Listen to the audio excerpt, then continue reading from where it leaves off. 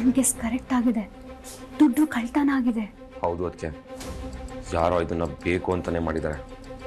ಆದಷ್ಟು ಬೇಗ ಅದು ಯಾರು ಅಂತ ಕಂಡುಹಿಡಿಬೇಕು. ಪ್ರತಿ ಸಲ ಮಗನಿಗೆ ತೊಂದರೆ ಆದರೆ ಅಪ್ಪ ಬಂದು ಕಾಪಾಡ್ತಾನೆ. ಫಾರ್ ಅ ಚೇಂಜ್ ಅಪ್ಪನಿಗೆ ಯಾರೋ ತೊಂದರೆ ಕೊಟ್ಟಿದ್ದಾರೆ. ಈ ಮಗನ ಕೈಲಿ ಸಿಕ್ಕಾಕೊಂಡ್ರೆ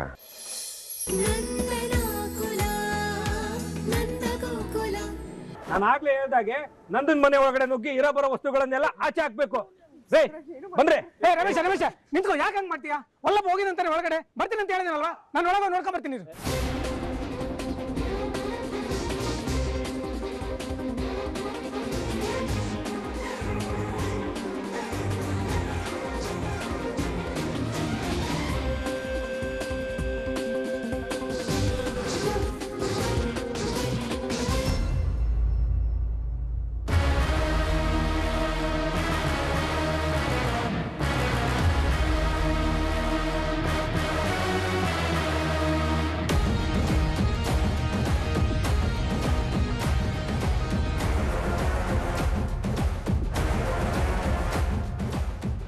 ಹೇಗೋಯ್ತು ದುಡ್ಡು? ಹೇಗೋ ಅವ್ರ ಮನೆಗೆ ಹೋಯ್ತು?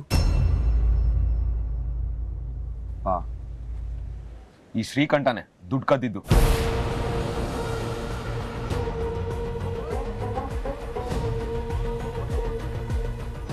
ಏಯ್, ಏನ ಸುಮ್ಮನೆ ನಿಂತಿದ್ಯಾ?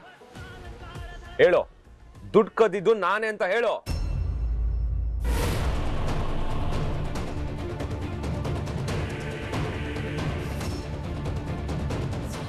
ನೀನಾ ಯಾಕೋ ಇಂಥ ಕಸ ತಿನ್ನೋ ಕೆಲಸ ಮಾಡಿದೆ?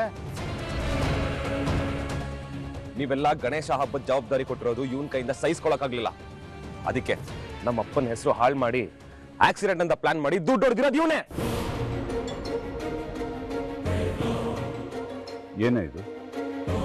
ನನ್ನ ಮೇಲಿರೋ ದ್ವೇಷಕ್ಕೆ ಊರ್ನವ್ರ ದುಡ್ಡನ್ನೇ ಕದ್ಬಿಟ್ಟಿಯಲ್ಲೋ?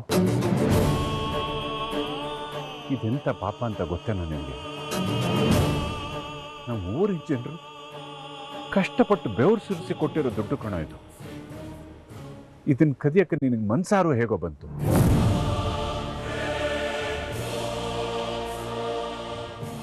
ಯಜಮಾನ್ರೆ, ತಗೊಳ್ಳಿ, ದುಡ್ಡು ಸರಿಯಾಗಿದೆ ಅಂತ ಎಣಿಸ್ಕೊಳ್ಳಿ.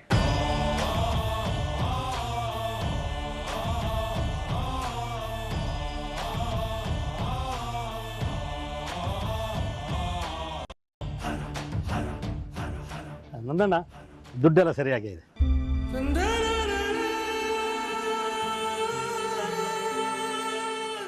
ಆದ್ರೆ ನಂದಣ್ಣ, ಇದಿರ್ಬೇಕಾದ್ದು ನಮ್ಮ ಹತ್ರ ಅಲ್ಲ, ನಿಮ್ಮ ಹತ್ರ. ಬೇಡ ಯಜಮಾನ್ರೆ, ಪ್ರತಿ ವರ್ಷ ಹಬ್ಬದ ಜವಾಬ್ದಾರಿ ಬೇರೆಯವ್ರಿಗೆ ಹೋದಾಗ ನನಗಾದ್ರೂ ಬರಬಾರ್ದಿತ್ತ ಅಂತ ಅನ್ಕೋತಾ ಇದ್ದೆ. ಈ ಸಲ ನೀವು ನನಗೆ ಜವಾಬ್ದಾರಿ ಒಪ್ಪಿಸಿದಾಗ ಆ ಭಗವಂತನ ಅನುಗ್ರಹ ನನ್ನ ಮೇಲಿದೆ ಅಂತ ಅನ್ಕೊಂಡೆ ನಾನು.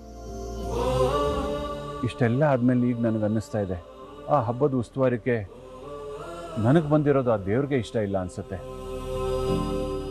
ಅದಕ್ಕೆ ಈ ಹಬ್ಬದ ಜವಾಬ್ದಾರಿನ ಬೇರೆ ಯಾರಿಗಾರು ವಹಿಸೋದು ಸೂಕ್ತ ಅಂತ ಅನ್ನಿಸ್ತಾ ಇದೆ.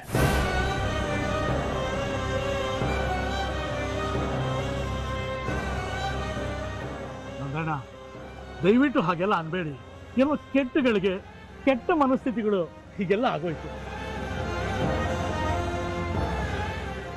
ಅಷ್ಟಕ್ಕೂ ದೇವ್ರಿಗೆ ನೀವು ಈ ಉಸ್ತುವಾರಿ ತಗೊಳೋದು ಇಷ್ಟ ಇಲ್ಲ ಅಂತಂದ್ರೆ ದೇವರು ನಿಮಗೆ ಕೊಡ್ತಾನೆ ಇರಲಿಲ್ಲ. ಈಗಲೂ ನಿಮ್ಮನ್ನ ಇಕ್ಕಟ್ಟಿನಿಂದ ಪಾರು ಮಾಡ್ತಾ ಇರಲಿಲ್ಲ ಅಲ್ವಾ? ಈಗ ಎಲ್ಲ ಸಮಸ್ಯೆಗಳು ಬಗೆಹರಿದಿದೆ. ದೇವರ ಆಶೀರ್ವಾದ ಕೂಡ ನಿಮ್ಮ ಮೇಲಿದೆ. ದಯವಿಟ್ಟು ಒಪ್ಕೊಳ್ಳಿ ನಂದಣ್ಣ.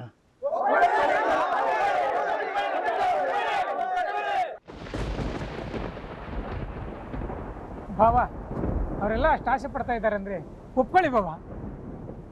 ನಂದಣ್ಣ, ಒಂದ್ ಮಾತು ಹೇಳ, ದೇವ್ರ ಸೇವೆ ಮಾಡೋ ಅವಕಾಶ ನಾವು ಕೊಟ್ಟಿದ್ದಲ್ಲ, ನಿಮ್ಮ ಕಿರಿಮಗ ಕೊಟ್ಟಿದ್ದು.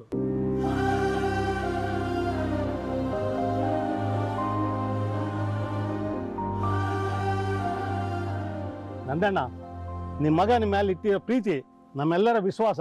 ನೀವು ತಲೆ ಬಾಗ್ಲೇಬೇಕು ನಂದಣ್ಣ. ದಯವಿಟ್ಟು ಇದನ್ನು ಸ್ವೀಕರಿಸಬೇಕು. ರೀ, ಎಲ್ಲರೂ ಆಸೆ ಪಡ್ತಿದ್ದಾರೆ, ಒಪ್ಕೊಳ್ರಿ. ಆಯ್ತು ಯಜಮಾನ್ರೆ, ಒಪ್ಕೋತೀನಿ.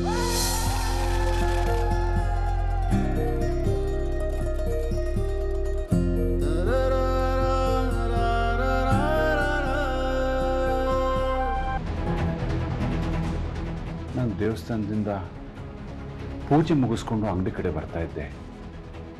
ಸೋಮಣ್ಣನ ಬೇಕರಿ ಮುಂದೆ ಆಯಿತು. ವಲ್ಲಭ, ನಮ್ ಗೆಸ್ ಕರೆಕ್ಟ್ ಆಗಿದೆ.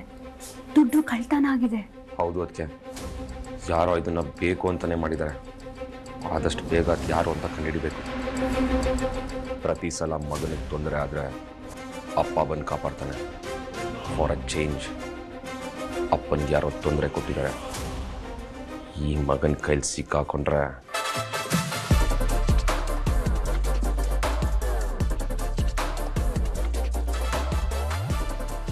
ರಗಣ, ಒಂದು ಸ್ಟ್ರಾಂಗ್ ಟೀ ಹಾಕೋ. ಓಹೋ, ಏನೋ ಶಿವು, ಹೊಸ ಶರ್ಟು, ಹೊಸ ಪ್ಯಾಂಟು, ಹೊಸ ಕನ್ನಡಕ. ಅಲ್ಲ, ನೆನ್ನೆ ಆಗಿದ್ದ ಆಕ್ಸಿಡೆಂಟ್ ನೋಡಿ ನೀನೆಲ್ಲೋ ಕೈ ಕಾಲಿಗೆಲ್ಲ ಬ್ಯಾಂಡೇಜ್ ಹಾಕೊಂಡ್ ಬತ್ತೀಯ ಅಂದ್ಕೊಂಡಿದ್ದೆ. ನೀನೊಳ್ಳೆ ಪಂಕಾಗ್ ಬಂದಿದ್ಯಲ್ಲೋ. ನಿನ್ನೆ ಆಗಿದ್ದು ಆಕ್ಸಿಡೆಂಟ್ ಅಂದ್ಕೊಂಡ? ಓಹೋ, ಎಲ್ಲ ಬರೀ ಓಳು. ಏನೋ ಹೇಳ್ತಾ ಇದೀಯ ನೀನು? ಯಾರೋ ಒಬ್ಬ ಬಂದ, ಒಂದ್ ಲೂನಾ ಬರುತ್ತೆ, ಅದು ಡಿಕ್ಕಿ ಹೊಡೆದಿ ಮೂರ್ಛೆ ಹೋಗತ್ರ ಆಕ್ಟ್ ಮಾಡು, 5,000 ಕೊಡ್ತೀನಿ ಇಂದ. ನಾನು ಯೋಚನೆ ಮಾಡ್ದೆ, ರಾತ್ರಿ ತಿಂಡಿ ತೀರ್ಥಕ್ಕೆ ಎಲ್ಲ ಆಗುತ್ತೆ ಅನ್ಕೊಂಡು ಸರಿ ಅಂತ ಒಪ್ಕೊಂಡೆ.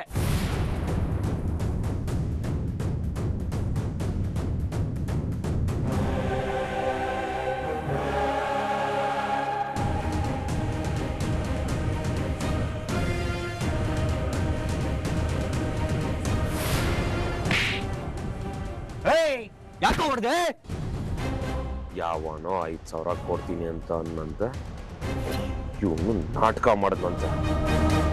ನಿಮಗೆ ದುಡ್ಡು ಕೊಟ್ಟು ನಾಟಕ ಮಾಡು ಅಂತ ಹೇಳಿದ್ಯಾರು ಅಂತ ಹೇಳ. ಪೊಲೀಸ್ ಕೊಟ್ಟು ನಿನ್ನ ಒದ್ದು ಒಳಗಡೆ ಹಾಕ್ಸ್ತೀನಿ. ಬೇಡ, ಹೇಳ್ತೀನಿ.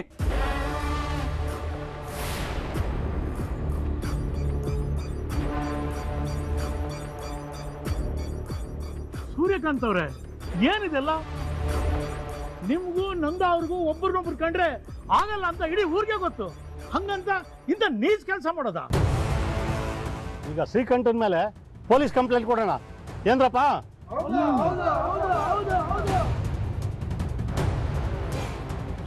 ಅಯ್ಯೋ ಅಣ್ಣ, ನಿಮ್ ಕೈ ಮುಗಿತೀನಿ, ಬೇಡ ಅಣ್ಣ.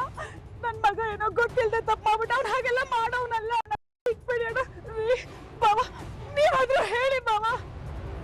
ಎಲ್ಲ ಕೈ ಮುಗ್ದು ಕೇಳ್ಕೊತೀನಿ. ನಿಮ್ ಮನೇಲೂ ನನ್ ಮಗನ್ ವಯಸ್ಸಿನ ಹುಡುಗ ಇದ್ದಾನಲ್ವಾ, ದಯವಿಟ್ಟು ಪ್ಲೀಸ್.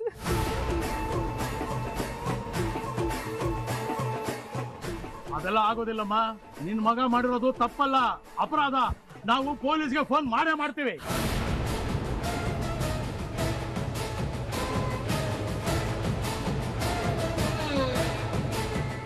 ಮೂರ್ತಿ ಅಣ್ಣ, ಒಂದು ನಿಮಿಷ. ದುಡ್ಕಿ ಪೊಲೀಸ್ನವ್ರಿಗೆ ಫೋನ್ ಮಾಡಬೇಡಿ. ಏನೋ ಗೊತ್ತಿಲ್ಲದೆ ತಪ್ಪು ಮಾಡಿದ್ದಾನೆ. ಇವನಿಗೂ ನನ್ನ ಮಕ್ಕಳ ವಯಸ್ಸು. ಪೊಲೀಸ್ ಕಂಪ್ಲೇಂಟ್ ಕೊಡೋದ್ರಿಂದ ಅವನ ಭವಿಷ್ಯನೇ ಹಾಳಾಗತ್ತೆ. ಸಂಸದ್ರೆ ಅವನಿಗೆ ಬುದ್ಧಿ ಬರಲ್ಲ ಅಂದಣ್ಣ. ಶಿಕ್ಷೆ ಆದ್ರೇನೆ ಅವನಿಗೆ ಬುದ್ಧಿ ಬರೋದು. ಮಾಡಿರೋ ತಪ್ಪನ್ನು ಒಪ್ಕೊಂಡ್ರೆ ಪ್ರಾಯಶ್ಚಿತ್ತಕ್ಕಿಂತ ದೊಡ್ಡ ಶಿಕ್ಷೆ ಇಲ್ಲ. ಇಷ್ಟಕ್ಕೂ ಮಕ್ಕಳಲ್ಲಿ ದ್ವೇಷದ ಬೀಜ ಬಿದ್ದವರು ದೊಡ್ಡವರು. ಅವರೇ ಸರಿ ಹೋಗಿಲ್ಲ ಅಂದರೆ ಇವನು ಹೇಗೆ ಸರಿ ಹೋಗ್ತಾನೆ? ದಯವಿಟ್ಟು ನನಗೋಸ್ಕರ ಇದೊಂದು ಸಲ ಅವ್ನು ಕ್ಷಮಿಸ್ಬಿಡಿ.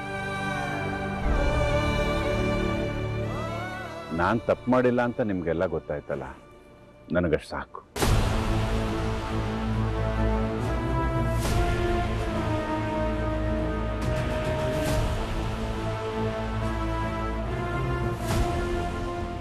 ಯಜಮಾನ್ರೆ, ಎಲ್ಲ ಇಲ್ಲೇ ನಿಂತು ಮಾತಾಡ್ತಾ ಇದ್ದೀವಿ.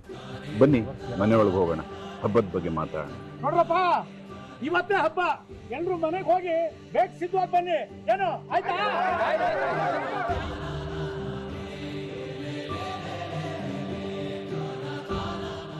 ರಮೇಶ ಆಗ್ಲೇ ಕಾಫಿ ಕುಡಿಯಕ್ ಕರೆದ್ರೆ ದೌಲತ್ ಆಡದೆ ಹೋಗು, ಇವಾಗ ಒಳಗೆ ಹೋಗಿ ಆರಾಮಾಗಿ ಬಾದಾಮಿ ಹಾಲು ಕುಡಿ ಆಯ್ತಾ. ಹೋಗು ಹೋಗು ಹೋಗು, ನಾಚಿಕೆ ಬೇಡ, ಹೊಟ್ಟೆ ತುಂಬ ಕುಡಿ. ಅಪ್ಪನ ಗಂಟಿದ ಅಪವಾದನ ನೀನು ಸುಳ್ಳು ಅಂತ ನಿರೂಪಿಸ್ಬಿಟ್ಟೆ. ಥ್ಯಾಂಕ್ ಯು ಕಣೋ, ಥ್ಯಾಂಕ್ ಯು ಸೋ ಮಚ್.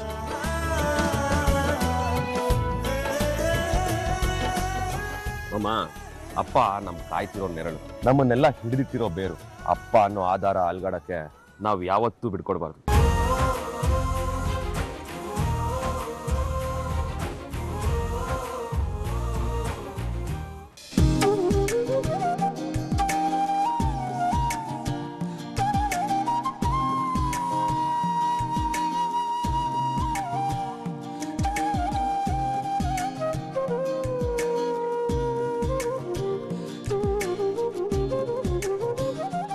ಅಣ್ಣಣ್ಣ, ನಿಮ್ಮ ಇಡೀ ಕುಟುಂಬ ನೋಡ್ತಾ ಇದ್ರೆ ನಮಗೆಲ್ಲ ತುಂಬ ಸಂತೋಷ ಆಗ್ತದೆ. ನಿಮ್ಮ ಮೇಲೆ ಅಪವಾದ ಬಂದಾಗ ನಿಮ್ಮ ಹೆಂಡತಿ, ಮಕ್ಕಳು, ಸೊಸೆ, ವಾಂಗ್ವೇದ ಎಲ್ಲರೂ ಪರಿಪರಿಯಾಗಿ ನೀವು ಹೆಂಗಾದ್ರೂ ಮಾಡಿ ಎಲ್ಲಿಂದಾದ್ರೂ ಹಣ ಹೊಂದಿಸ್ತಿರ್ತೀರಿ, ಸ್ವಲ್ಪ ಕಾಲಾವಕಾಶ ಕೊಡಿ ಅಂತ ಕೇಳಿದ್ರು. ಇನ್ನು ನಿಮ್ಮ ಕಿರಿ ಮಗ ತನ್ನ ಬುದ್ಧಿವಂತಿಕೆಯಿಂದ ನಿಮ್ಮ ಹಣೆ ಗಂಟಿದ ಕಳಂಕನ ಅಳಿಸ್ಬಿಟ್ಟ. ಯಜಮಾನ್ರೆ, ಗಾದೆ ಕೇಳಿಲ್ವಾ ನೀವು? ಬೀಜದಂತೆ ವೃಕ್ಷ, ತಂದೆಯಂತೆ ಮಕ್ಕಳು ಅಂತ. ಆ ಥರ ನನ್ನ ಮಕ್ಕಳು.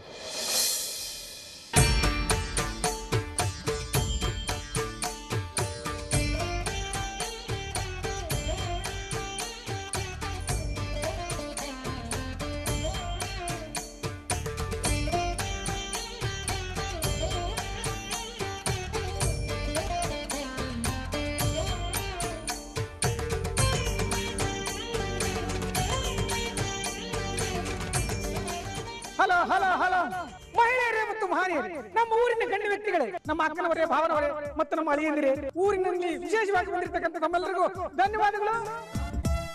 ಈ ವಿಶೇಷವಾದ ಗಣೇಶೋತ್ಸವದಲ್ಲಿ ವಿಶೇಷವಾದ ಒಂದು ನೃತ್ಯ ಪ್ರದರ್ಶನ ಮಾಡಲಿದ್ದಾರೆ ನಮ್ಮ ಮೀನಮ್ಮ ಮತ್ತು ರಕ್ಷಾ ಅವರು.